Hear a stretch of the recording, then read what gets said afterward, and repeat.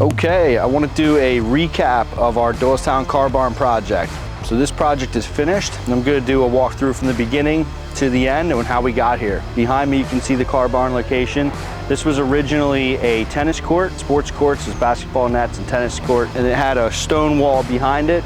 And when we walk around the side, you'll see the grade is higher there, so there was a stone retaining wall. We ended up taking all of that out, and the new car barn was built in a slightly smaller footprint than the original courts. So we didn't have any additional impervious as far as the township and zoning goes, other than the driveway that I'm standing on right now. So we were able to do that and minimize the impact and how much we needed to go through reviews and make sure that we were able to still build the project on the property without going over the allowable limits. First thing, we took out that court, took down the fence and removed all the nets. Then we prepped for the new pad. This particular pad has under slab heating in it, so it's stone. Then we have insulation panels, then a vapor barrier, then the under slab piping, and then we poured the final concrete. So first was footings, then that whole process for the slab.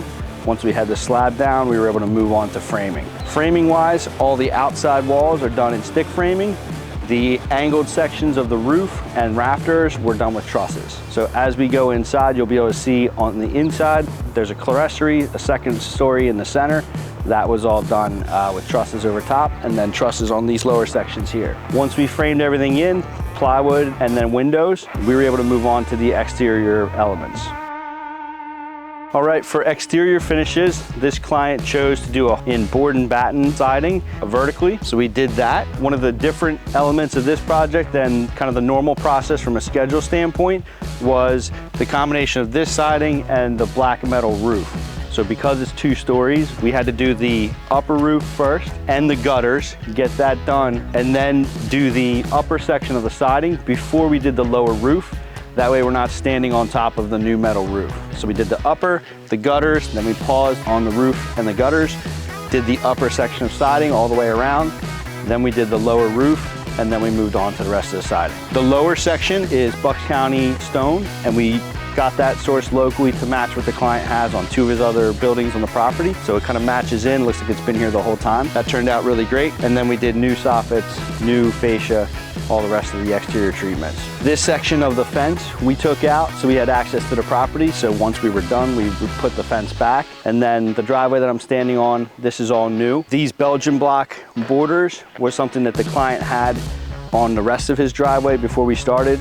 So we worked that into the project as well, supplying new Belgian blocks so we could do the border the same way.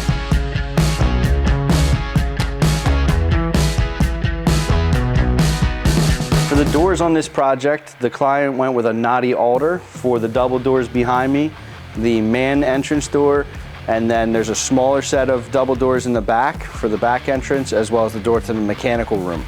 So those are all made by the same company and pre-stained to match. All the trim and woodwork that covers the columns on the outside and the steel columns inside is all in Eastern white pine that was stained and poly-coated. And then the ceilings on the inside and both porches are a white pine tongue and groove. As soon as we were finished this project, the client did his own landscaping, so he installed some trees, some other features, including the sidewalk to connect the building to his existing buildings.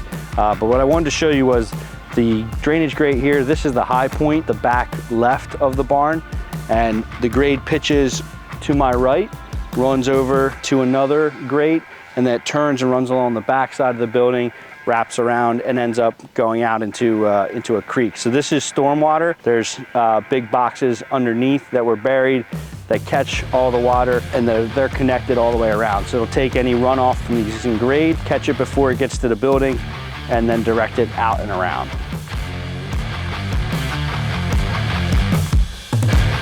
On the interior, as soon as we get the framing done, we moved on to the rough mechanicals.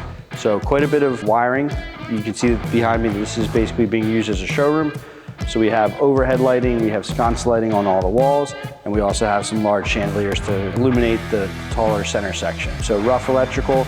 We also have mini splits on either side. So there's a total of 8 mini split units and 2 outside condensers. Those are to supplement heating and cooling along with the heat that's buried underneath the floor like we just talked about. That all went in, then we moved on to drywall, and then the tongue and groove pine ceilings. So we did a white pine tongue and groove for all the ceilings and the upper accessory walls. And then we wrapped all the structural columns and the beams.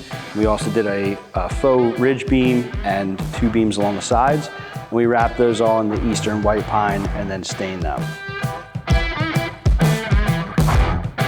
Once we had everything mostly finished in this job, we ended up installing tile around the entire perimeter, about 4 feet high. The client has obviously some older cars. They're bound to be kicking off exhaust when they're started, and he was trying to avoid the black cloud effect behind each car on the painted walls.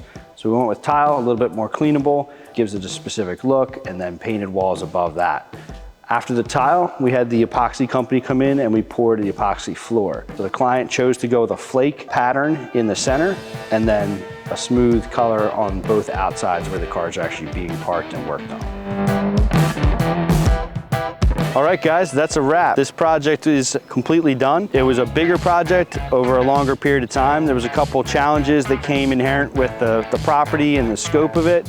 Just making everything work as far as grading, especially with the driveway, making sure that we have access. But it was a fun one. It was a great project to do, and it came out really great. The client is really happy with it, and we're on to the next project. Maybe it'll be yours.